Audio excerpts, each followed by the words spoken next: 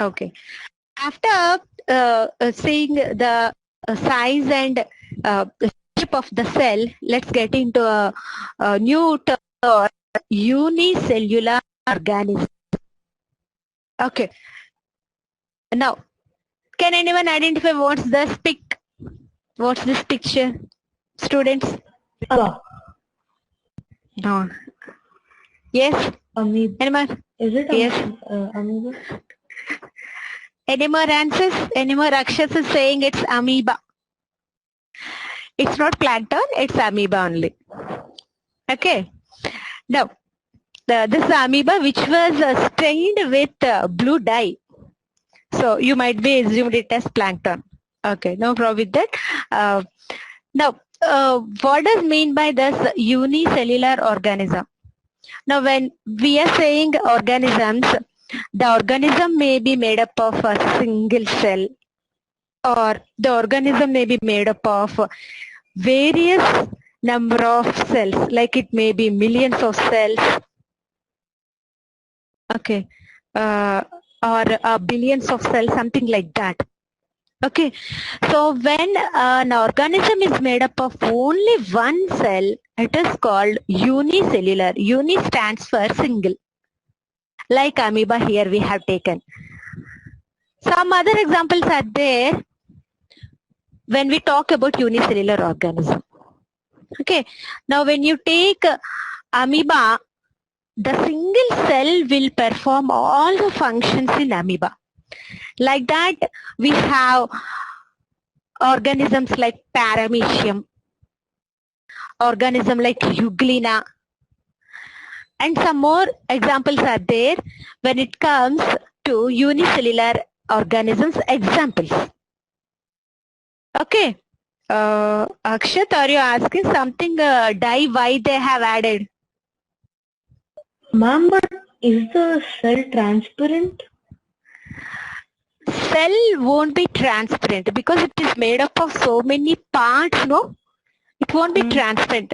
To make it transparent, we'll add glycerin while observing under microscope.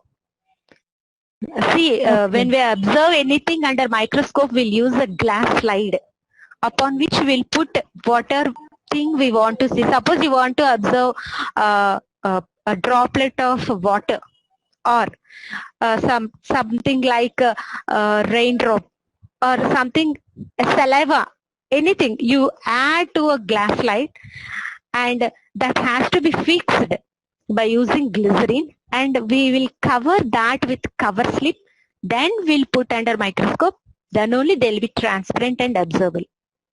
So these are the various practical approaches. Am I clear with that? Yes, ma'am. Okay. Now, what we are talking is various examples of unicellular organisms like amoeba, paramecium, euglena. These are the few examples of single-celled organisms. We call them as unicellular organisms. Now, why we are calling them as unicellular organisms? Let me explain by taking amoeba, because everyone of you know about amoeba, isn't it? What is amoeba? What is amoeba? Ma'am, it's a unicellular organism which is made up of only one cell. Yeah, that's what the definition. I'm asking, what is amoeba? So, Yuvraj, you're saying it's a unicellular organism. Yes, it's a unicellular organism. Other than that, what is amoeba? Amoeba is a Latin word actually. Amoeba means shape. Transforming shape is the exact meaning of amoeba. Ma'am? Yes, Arya?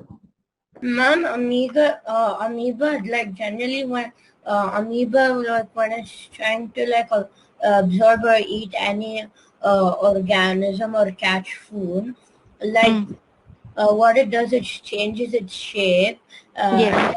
and it extends like finger-like projections of like protoplasm to catch their food. Okay, that's a lot more information about amoeba. Okay, okay, Naisha, it shifts its shape. Okay. So see here, this is amoeba. The earlier picture was a stained one. This is a functional aspect of amoeba. If you take amoeba, it will be having various notches. These we call as pseudopodia. Pseudopodia.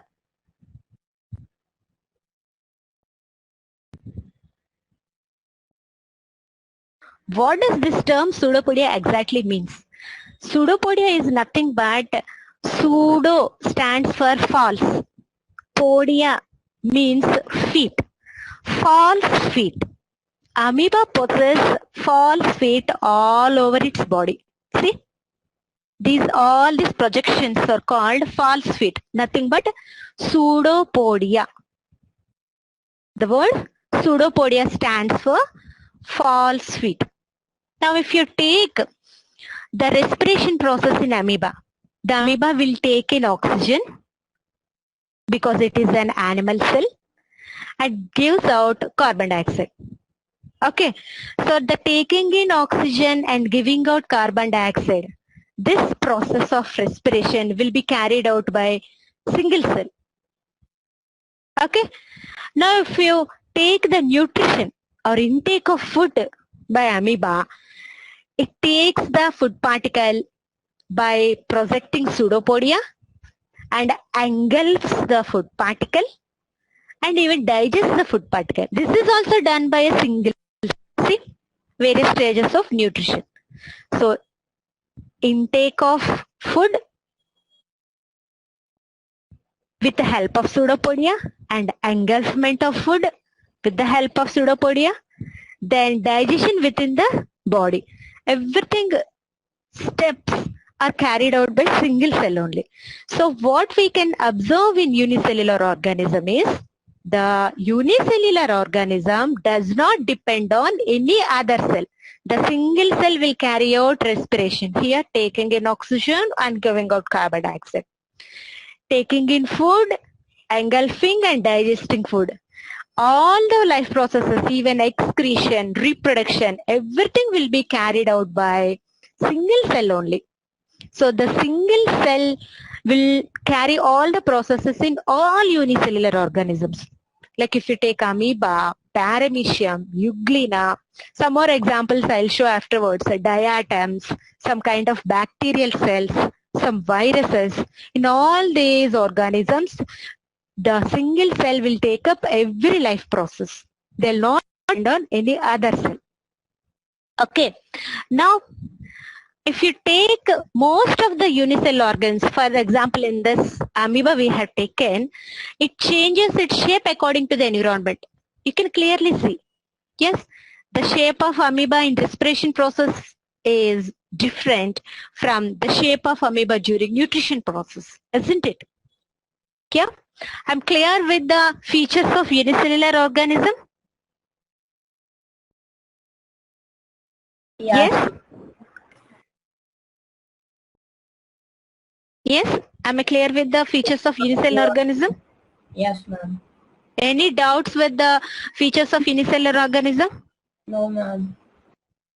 Okay, so what are the important features of unicellular organism? First foremost point is unicellular organisms are made up of single cell. Uni stands for single cell. And that single cell will carry out all the life processes. Okay.